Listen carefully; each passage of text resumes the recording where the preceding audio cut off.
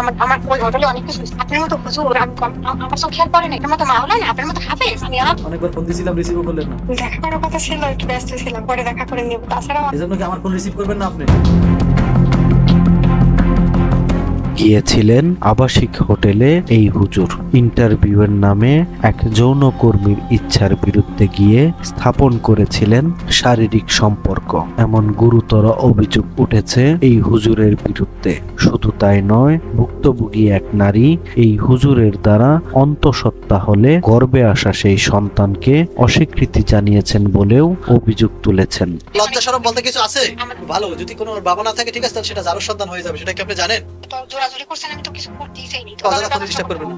সম্প্রতি সামাজিক যোগাযোগ মাধ্যম ফেসবুক ও ভিডিও শেয়ারিং প্ল্যাটফর্ম ইউটিউবে ভাইরাল হওয়া একটি ভিডিও নিয়ে তুলকালাম সৃষ্টি হয়েছে। 15 মিনিট 2 সেকেন্ডের ওই ভিডিওতে দেখা যায় ফোন কলে ওই হুজুর কথিত আবাসিক হোটেলের যৌনকর্মী তামান্না নামের এক নারীর সাথে কথা বলছেন। ফোন কলে তামান্না দাবি করেন হোটেলে ইন্টারভিউয়ের নামে তার সঙ্গে জোরপূর্বক শারীরিক সম্পর্ক স্থাপন করেন তিনি এবং তার গর্ভে আসা সন্তানের বাবাও তিনি।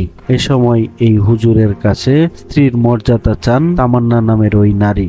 এ সময় তিনি স্ত্রীর মর্যাদা ও সন্তানের স্বীকৃতি যদি না পান তবে আইনি ব্যবস্থা নেবেন বলেও শোনা যায়। আইনগত যদি এগুলো যদি নিয়ে আইনগত যায় তাহলে আপনি ফাঁসিয়ে দিবেন। এদিকে এই হুজুর দাবি করছেন তামান্না তার ইন্টারভিউ নেওয়ার জন্য হুজুরকে আবাসিক হোটেলে ডাকেন। তবে আবাসিক হোটেলে তিনি গেলেও তামান্নার ইন্টারভিউ নিয়ে দ্রুতই আবাসিক হোটেল ত্যাগ করেন তিনি। ইন্টারভিউ চলাকালীন সময়েও তামান্নার সঙ্গে খুব বেশি কথা হয়নি এবং খুব বেশিক্ষণ এর বাইরে থাকা হয়নি বলেও দাবি হুজুরের। এতে সন্তান সম্ভব হওয়ার সম্ভাবনার অবকাশ নেই বলে জানান এই হুজুর।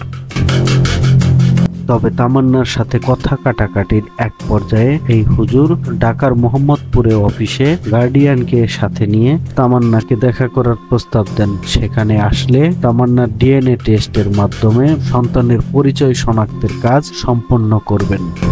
অতঃপর বিষয়টি পজিটিভ হলে সাদরে গ্রহণ করবেন, অন্যথায় তামান্নাকে পুলিশে দেওয়ার হুমকি দেন।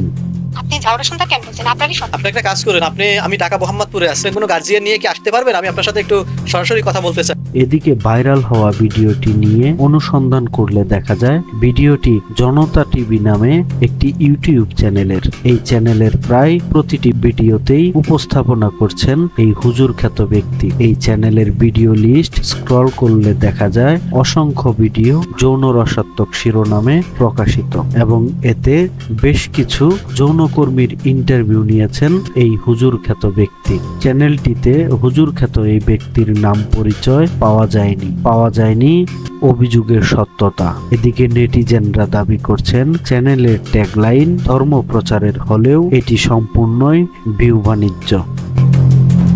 সময়ের কলম, নিউজ ডেস্ক।